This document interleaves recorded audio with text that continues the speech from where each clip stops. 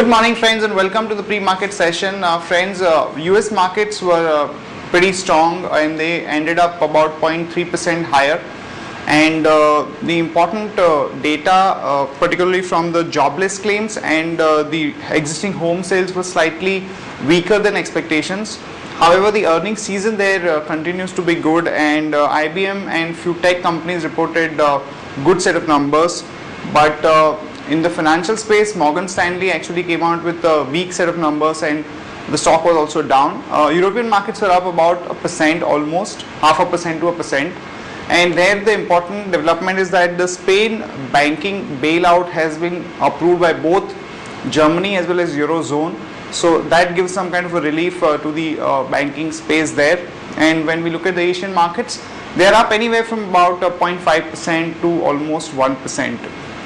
In terms of flows, friends, FIs were buyers to the tune of 126 crore in the cash market, and domestic institutions were sellers to the tune of 229 crore. Friends, Brent crude price has actually shot up to 107.5, and just to put things in perspective, Brent crude from 125 odd dollars had come down to 90, and that was a major positive for us. But now again, from 90 odd dollars, it has shot up to 107.5, which is almost 20% appreciation in a matter of about 10 to 12 days, mainly because of the tensions in the Middle East. So there is something which is definitely concerning India. On that note, I would invite Shaival to take us through the derivative data points and important strategies there. Friends, for the past consecutive 3 sessions, we have seen that the FIs were net sellers in futures and options segment, but in yesterday's trade, they were net buyers of buyers by around 571 crores. And also, what we have seen is that in yesterday's trade, open interest has built it up by around 6.39 lakh shares were added in open interest with the increase in cost of carry, which has been also indicating that supportive buying has taken place in the markets. And despite market being volatile, participation on the long side continued. Now on the option front, implied volatility has cooled off by say around 100 to 200 basis point, which has been indicating that yes, there's not much positive expected from the news front or from the market, but yes, the bias for the market is still positive according to the majority of the participants in the market. Now on the options front, what we have seen is that 5,200 put option continues to add good amount of open interest, followed by 5,300, whereas on the call side 5,400 call option has seen a good activity.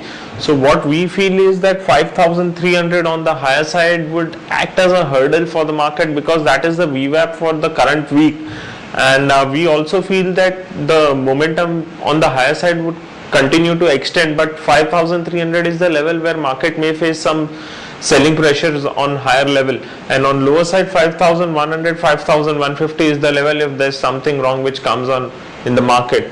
From the stocks perspective front, Jubilant Food is looking negative from intraday perspective, and one can go short on that with resistance of 1236. And on positional basis, we have identified 2 stocks and we have initiated those. ICICI Bank call option 960 can be bought with stop loss of 5 rupees on closing basis, and target of 15 and 30 can be maintained on that. Whereas DLF call option 210 is also looking good with stop loss of 2 rupees and target of 7 and 10 rupees. Thank you.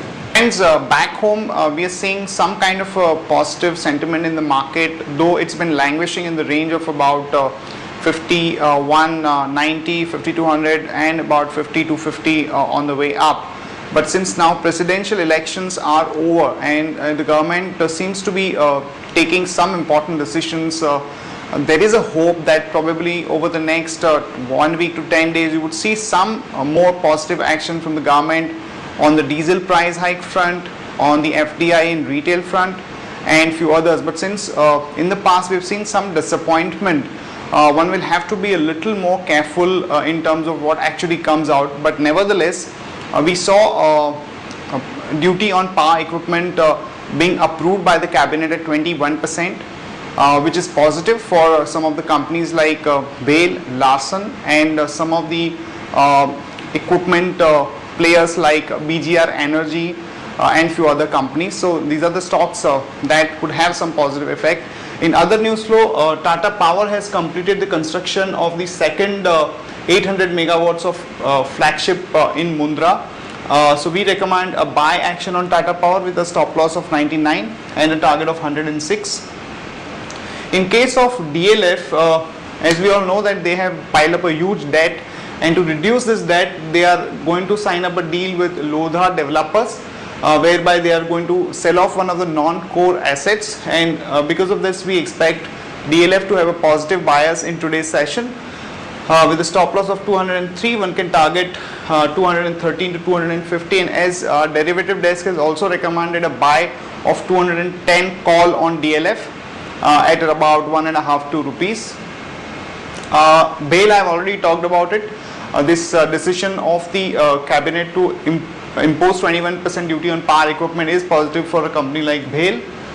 Tata Communications, we have the news that the surplus land which they have, on which the pending decision has not been taken since last almost 3 to 4 years. There are reports that they will be able to actually demerge this land, and which is positive for Tata Communications. So we are recommending a buy on it with a stop loss of 242 and a target of 255 to 258. Reliance Industries, friends, today they are going to be announcing numbers. I'll take you through what number expectations are, but in terms of development, the Chevron Corporation subsidiaries have acquired Reliance's interest in 2 blocks in Iraq's Kurdistan region. So this would have some kind of a positive rub-off on Reliance Industries. In case of Coal India, the long pending tussle between the Coal and the Petroleum Ministry has been sorted out. So Coal India will be able to move into the coal bed methane, which is positive for Coal India. So we are recommending a buy action on Coal India with a stop loss of 353 and a target of 369 to about 375. In case of PTC, the Teesta project in Assam has been delayed because of natural calamities, and since PTC has a major exposure there, there would be a negative repercussions of that. So we are recommending a short call on PTC with a stop loss of 62.5 and a target of about 60 rupees. Friends, in terms of results, Reliance Industries is going to be announcing the numbers, and just to take you through the consensus expectations, market is expecting a net sales of about 87,182 crore, which is about 7.6% YOY growth, and a net profit of about 4,104 crore, which is about 27.5% YOY growth. And in terms of the GRM, the market is expecting a GRM of almost $7 per barrel. Remember last time around also the expectations were that the GRMs would be very low, but actually company surprised positively on GRM front. So overall we believe that the numbers are going to be quite okay. And to take you through what action one can take, I'll just take you through important charts. Friends, looking at the chart pattern and important support levels, we are recommending a buy in the Reliance Industries in the range of about current market price and 713, and one should keep a stop loss of 702.4, and we are looking at a target of about 732 to about 743. That's it from all of us, friends. Have a nice trading session, have a great weekend ahead, and see you on Monday morning.